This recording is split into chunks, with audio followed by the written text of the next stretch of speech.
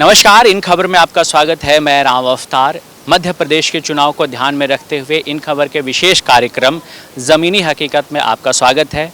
मध्य प्रदेश के जबलपुर के इस समय हम बेड़ा घाट में मौजूद हैं। ये जगह दो चीज़ों के लिए काफ़ी मशहूर है। एक माँ नर्मदा जिन पे एक वाटरफॉल बनता है, दूसरा यहाँ पे मार्बल्स का काम काफ़ी अच्छा होता है।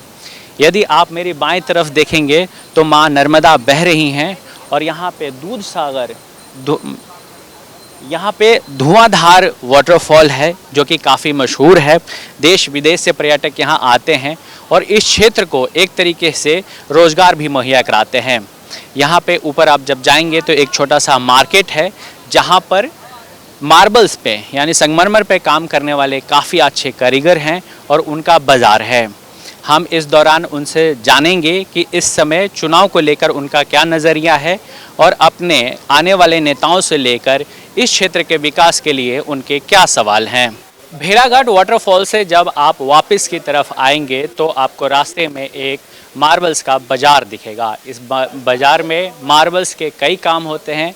हम अपने सहयोगी से अनुरोध करेंगे कि ये दुकान दिखाएं। यहाँ पे मार्बल्स के काफ़ी सारे काम हुए हैं। शिवलिंग की मूर्तियाँ बनाई गई है, नंदी जी बनाए गए हैं और इनके अलावा माँ दुर्गा की भी मूर्ति बनाई गई है। इनके मालिक से हम कोशिश करेंगे बात करने की और जानने की थोड़ी सी छोटी आती जरा सी मूर्ति आप कि इस मार्बल का जो बाज़ार है उसके लिए सरकार कितनी सतर्क है और इनके समस्याओं को लेकर सरकार कितनी गंभीर है।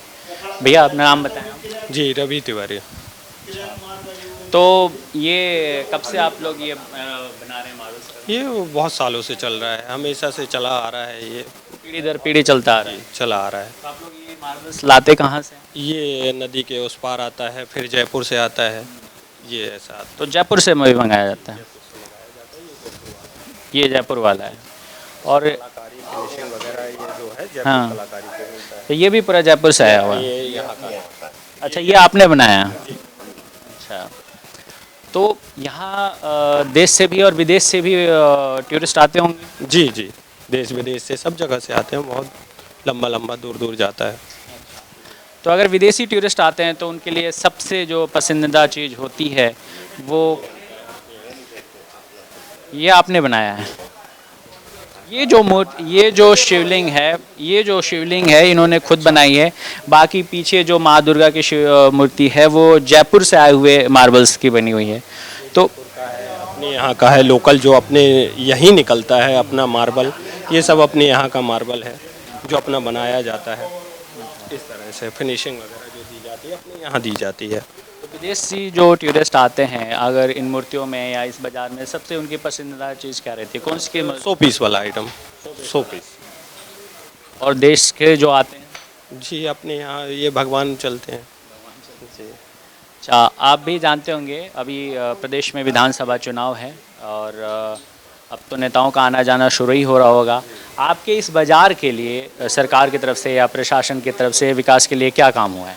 विकास के लिए सभी हो रहा है, ये ओवर ब्रिज वगैरह बन रहा है, यहाँ निर्माण भी हो रहा है। अभी सांसद जी आए थे यहाँ पे, तो वो शायद तारामंडल का काम होना है, यहाँ पे चल रहा है। ये ब्रिज उस पार जाने के लिए ब्रिज बन रहा है जो कि शिवराज सिंह जी ने बनवाया है, सैंक्शन हुआ है। इस तरफ भी एक ब्रिज बन रहा है, दोनों तरफ से परिक्रमा के लिए बढ़िया ब्रिज बन रहा है। और यदि चुनाव में अगर कहा जाए कि इस क्षेत्र में किसका प्रभाव ज़्यादा है या कौन जीतने की संभावना के नज़दीक है तो?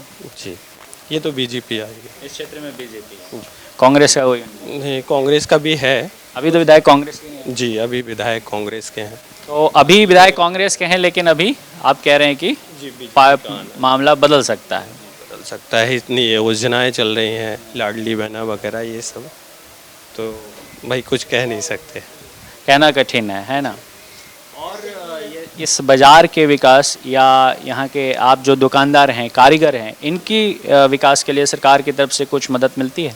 जी, मदद तो ऐसी नहीं मिलती है कुछ, बाकी ये है कि थोड़ा बहुत अपना से चलता है, कोई ऐसा नहीं चलता मदद के लिए। कारीगर यहाँ जो है उनकी कोई योजना, वो किसी भी योजना से लाभान्वित नहीं हो रहे? जी नहीं। अगर मैं आपसे पूछूं कि आप सरकार के लिए, सरकार से यहाँ जो कारीगर हैं या जो व्यापारी हैं उनके लिए यदि आपसे कुछ कहना हो तो आप क्या कहेंगे?